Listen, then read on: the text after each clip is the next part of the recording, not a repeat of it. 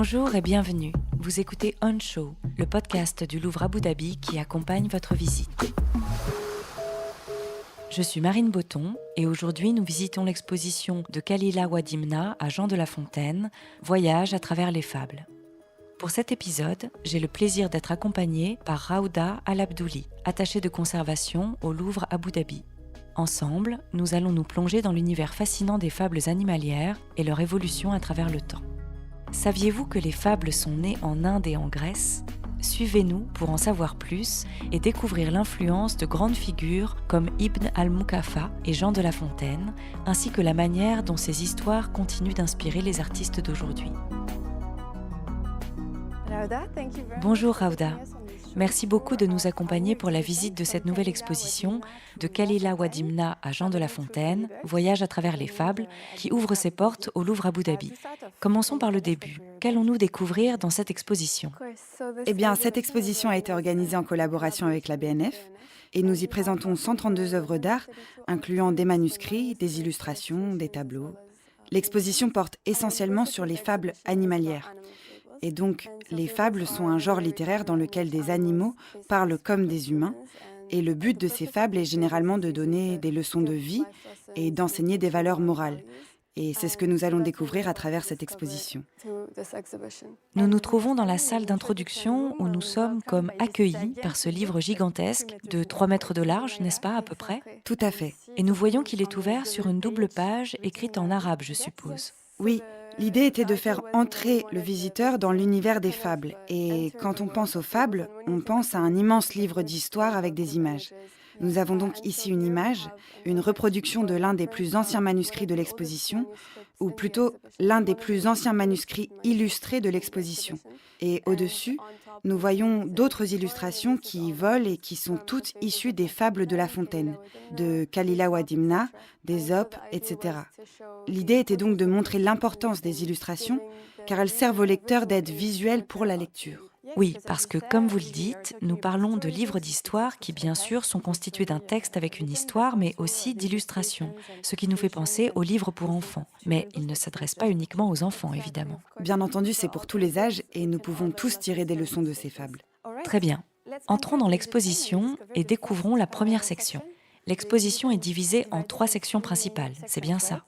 Oui, c'est bien ça. La première section est consacrée au voyage de ces fables, la deuxième à la présentation des histoires et la dernière à la réception contemporaine des fables. Entrons dans la première section de l'exposition. Elle s'intitule « Les voyages des fables » et nous nous trouvons face à 3 grands livres qui mettent en lumière les 3 acteurs principaux du monde des fables. Tout à fait. Ce que nous avons essayé de faire ici, c'est d'explorer 2 traditions distinctes, la tradition orientale et la tradition occidentale de ces fables. Tout d'abord, la tradition orientale. Qu'est-ce que cela signifie ? La tradition orientale se réfère essentiellement à la tradition qui trouve son origine en Inde, avec le Pancatantra. Qu'est-ce que le Pancatantra ? Le Pancatantra est un recueil de fables animalières compilé en sanskrit. C'est donc une tradition très ancienne. Oui, c'est très ancien. Et nous en avons là un exemplaire, et à côté, nous voyons aussi une photo d'un relief en pierre venant d'Inde, n'est-ce pas ? D'Indonésie en fait. Il s'agit d'un relief en pierre en Indonésie et qui montre que ces fables ont été illustrées très tôt. Et c'est intéressant parce que c'est une fable que nous verrons tout au long de l'exposition, la fable de la tortue et des 2 canards. Gardons alors le suspense de cette histoire pour plus tard. Et donc, dans la tradition orientale, nous avons un écrivain célèbre. Oui. Après le Pancatantra, nous avons la première traduction. Nous avons en fait 2 traductions. La première traduction est en syriaque, mais elle est maintenant perdue. Et ensuite, nous avons une autre traduction qui était en vieux persan, également connue sous le nom de Pahlavi. Et c'est à partir de cette version que nous avons obtenu la traduction arabe. D'accord. La traduction arabe a été réalisée par Ibn al-Muqaffa. Ibn al-Muqaffa était d'origine persane. Il a donc pu traduire la version persane en arabe. Et d'ailleurs dans un très haut niveau de langue arabe parce qu'au cours de sa vie, Ibn al-Muqaffa a vécu avec des bédouins et les bédouins sont connus pour leur haut niveau de langue et leur talent littéraire. Et donc le livre que nous avons ici, pour moi, est le chef-d'œuvre de l'exposition. D'accord. Il s'agit donc d'un exemplaire de Khalila Wadimna en arabe. Oui, c'est un exemplaire de Khalila Wadimna en arabe. Nous n'avons pas de date exacte, mais nous le datons d'environ 1220-1222. Oui, et cette copie est magnifiquement illustrée. Nous voyons ces 2 chacals, l'un est bleu, l'autre est rouge, et ils sont identifiés, n'est-ce pas ? Oui, le bleu est identifié en petits caractères arabes comme étant Dimna et le rouge est Kalila. Ce sont donc les deux personnages principaux de Kalila wa Dimna. Les deux personnages principaux de Kalila wa Dimna, exactement. Et cette version d'Ibn al-Mukafa est en quelque sorte le point principal de diffusion de toutes les autres traductions. Elle a été traduite dans plus de 40 langues. Et c'est un peu ce que nous voyons ici dans ces vitrines, avec une sorte de chronologie de toutes les traductions, adaptations et transformations que le texte de Kalila wa Dimna a subi au fil du temps et à différentes époques. Passons maintenant à la tradition suivante, la tradition occidentale. De quoi et de qui parlons-nous? Alors, dans la tradition occidentale, nous avons le personnage d'Ésope. Ésope était un écrivain grec légendaire qui aurait vécu aux alentours du VIe siècle avant notre ère. Ses fables étaient très populaires en Occident, et elles sont en quelque sorte l'équivalent de Kalila wa Dimna en Orient. De fait, je suis à peu près sûre que nous connaissons tous certaines de ces fables aujourd'hui, comme par exemple la fable du garçon qui criait au loup, Oui, c'est vrai. ou la fable du lièvre et de la tortue. Oui, Ces fables ne sont donc pas seulement connues de nous, mais de tout le monde, en particulier en Occident où elles étaient très largement diffusées et très populaires. et à partir de là, nous passons à Jean de La Fontaine. Jean de La Fontaine est un écrivain français du XVIIe siècle et il s'est inspiré à la fois des fables de Kalila wa Dimna et de celles d'Ésope.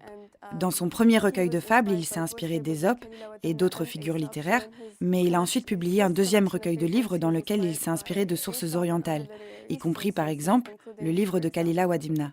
Il est donc en quelque sorte le point de convergence entre les deux traditions, entre l'Orient et l'Occident. Mais il ne se contente pas d'une simple traduction, n'est-ce pas? C'est vraiment une adaptation avec des fables originales. Oui, c'est une réadaptation et une transformation des textes. Et c'est un peu ce que nous allons voir maintenant dans la deuxième section, dans laquelle nous explorons les similitudes entre le texte de Kalila wa Dimna et celui de La Fontaine, notamment à travers les similitudes des histoires et des morales qu'ils ont cherché à transmettre. Nous voyons donc que du VIe siècle avant notre ère en Orient au 8e siècle de notre ère avec Ibn al-Mukafa et jusqu'au XVIIe siècle avec La Fontaine, il existe une longue tradition. Et nous allons voir maintenant, dans cette nouvelle section, raconter des histoires, certaines d'entre elles, et comment elles ont été adaptées. Mais tout d'abord, parlons un peu de l'espace. Nous avons donc cette grande galerie. Oui, et ce que vous voyez devant vous, c'est ce chemin jaune, que j'aime appeler la route de briques jaunes parce qu'il y ressemble un peu. Oui, on voit bien ce chemin sur le sol. Nous avons donc ce chemin, et puis nous avons des bannières suspendues, et sur chaque bannière, nous voyons une morale ou un thème. Par exemple, on a l'amitié et l'alliance, se contenter de ce que l'on a, la ruse, les méfaits du mensonge, etc. Et l'idée était ici de regrouper sous ces morales des fables qui se rapportent au thème figurant sur la bannière. Oui, et donc nous sommes guidés à travers ces différentes morales, et dans chaque groupe de vitrines, nous avons différentes interprétations artistiques de ces morales, n'est-ce pas?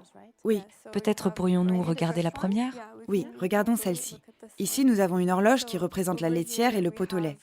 Et cela correspond au thème « Agir sans réfléchir ». C'est l'histoire d'une laitière qui porte un pot de lait sur sa tête et qui se dit « Avec ce lait, je vais faire du beurre, et ce beurre, je vais le vendre, et ainsi je vais devenir millionnaire. » Mais elle s'emballe, elle tombe, casse le pot de lait et perd tous ses espoirs de fortune. Et cela illustre parfaitement l'idée d'agir sans réfléchir. Oui, exactement. Et aussi l'idée de mettre la charrue avant les bœufs, sans bien penser d'abord. Et la même histoire se retrouve aussi dans les fables d'Ésope. Et chez Ésope, on retrouve aussi la laitière? Oui, c'était aussi une laitière dans les fables d'Ésope. Et la même histoire se trouve aussi dans Kalila wa Dimna, mais elle a été adaptée avec d'autres personnages. Nous avons donc un dévot avec sa cruche de miel et d'huile, et c'est presque exactement la même histoire, avec seulement des personnages différents et un... Un cadre? Exactement, oui, un cadre différent. Nous voyons dans cette vitrine, avec cette horloge et ces manuscrits, que nous avons aussi une variété d'objets. Bien sûr, l'exposition nous invite tous à lire ces fables, à nous émerveiller devant les illustrations, mais aussi nous voyons leur impact sur les arts à travers différents médiums, comme la peinture, la céramique et ainsi de suite. Pour vous, y a-t-il une fable que vous préférez ou une fable qui vous semble particulièrement importante? Je pense que la fable de la tortue et des deux canards est intéressante parce que nous l'avons vue au début avec le Pancatantra, illustré sur... Ah oui, sur la photo du relief en pierre. Oui, ce relief venant d'Indonésie. Alors, que raconte l'histoire? C'est l'histoire de deux canards et d'une tortue qui vivent près d'un étang et où les canards annoncent qu'ils vont quitter l'étang. Alors la tortue leur demande « S'il vous plaît, emmenez-moi avec vous Elle veut explorer le monde. » Exactement, elle veut explorer le monde et aller avec eux parce qu'ils sont amis. Mais les deux canards se demandent comment veux-tu qu'on t'emmène, ça n'a aucun sens.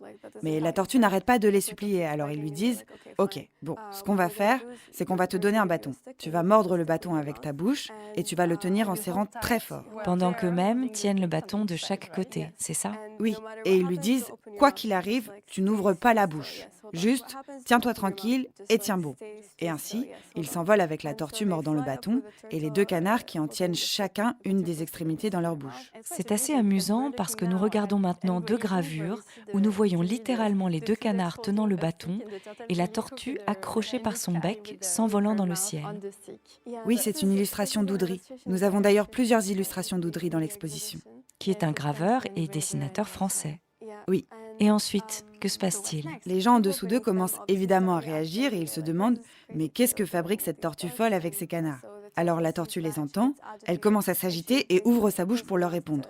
Aussitôt, elle chute et meurt. C'est une fin très malencontreuse. Oui, c'est une histoire assez triste, mais elle nous apprend à réfléchir avant de parler.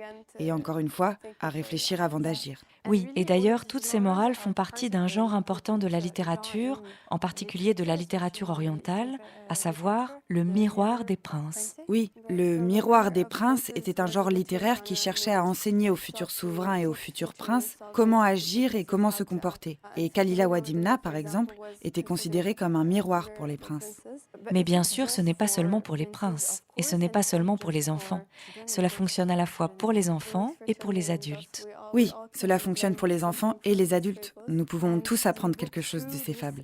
En parcourant cette section, nous pouvons inviter les visiteurs à découvrir les différentes morales. Sur chaque vitrine, il y a un petit résumé de ces histoires pour nous aider à comprendre les objets présentés à l'intérieur des vitrines.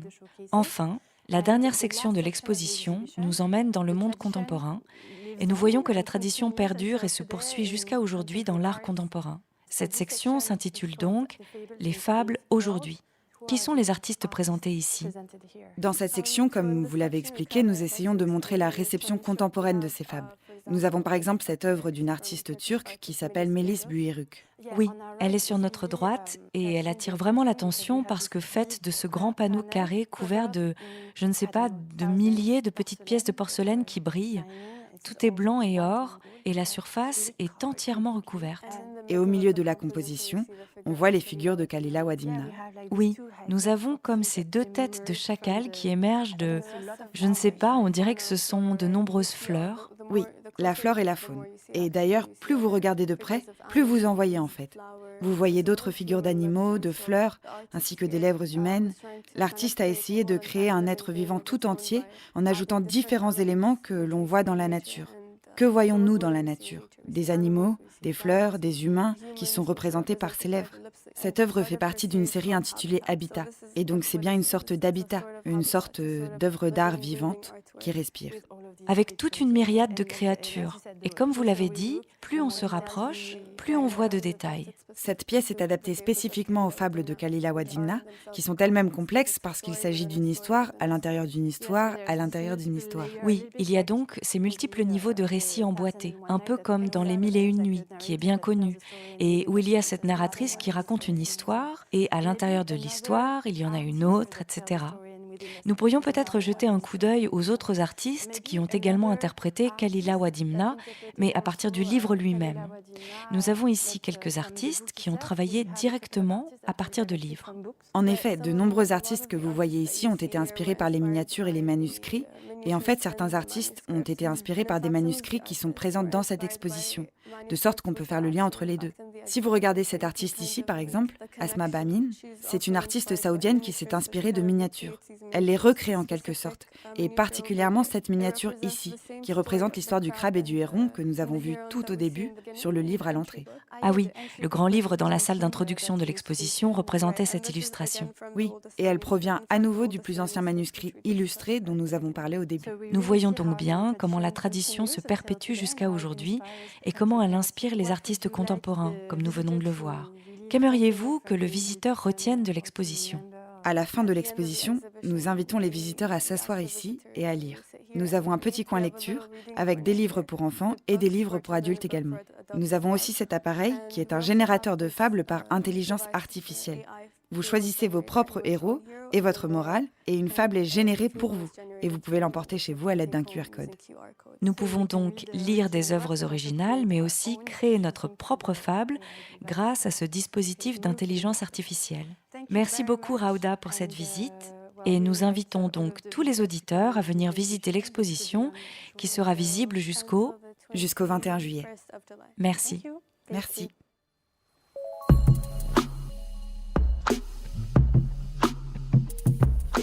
Vous avez écouté un épisode de On Show, le podcast du Louvre Abu Dhabi qui accompagne votre visite.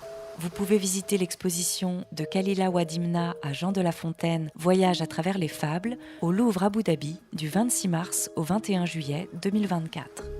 On Show est désormais disponible sur vos plateformes de podcast préférées en anglais, en arabe et en français. Il vous suffit de vous abonner au compte du Louvre Abu Dhabi pour découvrir ou redécouvrir nos anciens épisodes et pour ne pas manquer les prochains. Et si vous avez aimé cet épisode, n'hésitez pas à le partager avec vos amis et à nous donner 5 étoiles. On Show est un podcast produit par le Louvre Abu Dhabi, à la production Amine Karchash et Marine Botton. Enregistrement par Amine Karchash. Post-production, musique et mixage par Making Waves. Musique additionnelle composée par Yaroub Smaraït. Un grand merci à notre invité, Rauda Al-Abdouli, pour son aimable participation. Merci de nous avoir écoutés et à bientôt pour nos prochains épisodes.